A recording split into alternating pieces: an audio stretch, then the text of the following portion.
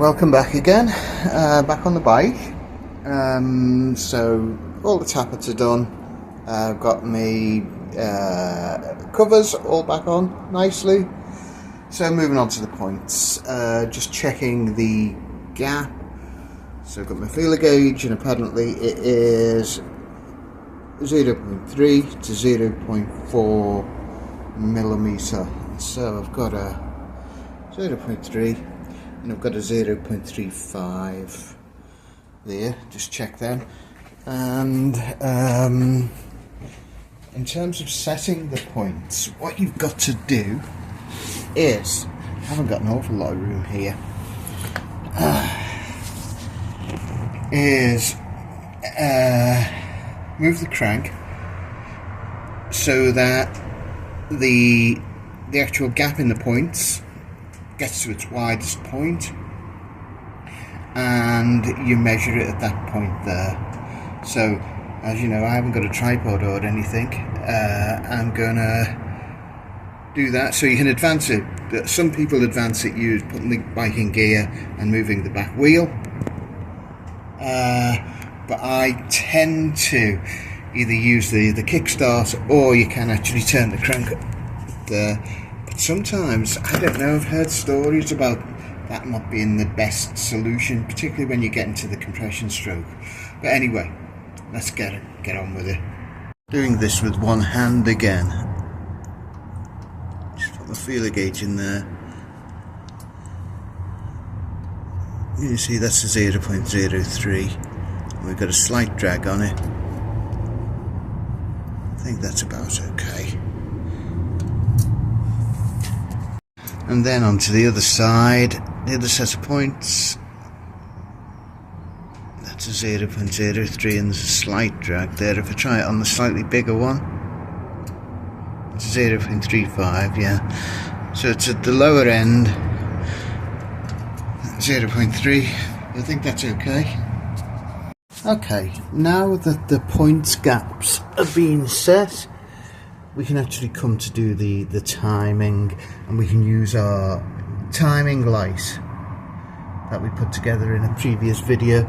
The idea is to work on cylinders 1 and 4, which are associated with this left hand set of points.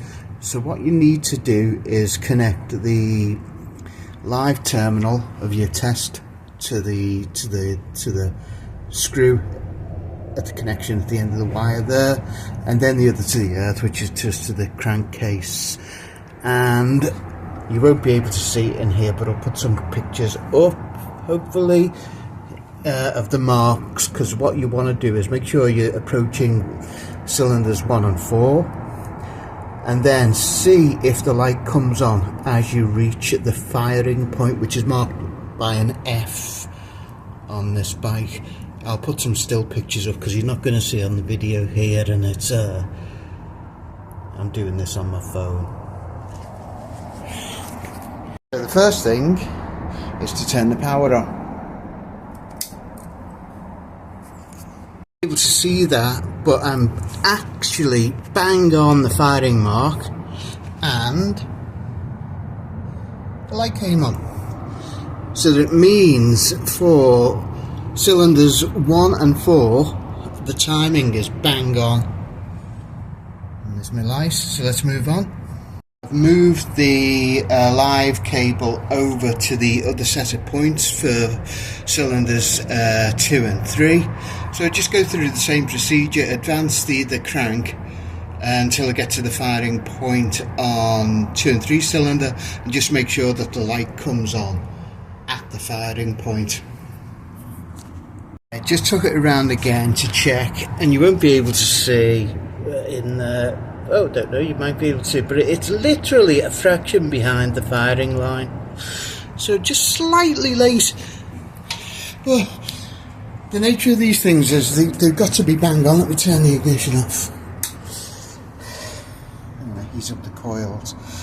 So yes, I'm just going to have to adjust the subplate here, just fractionally, and it'll be done.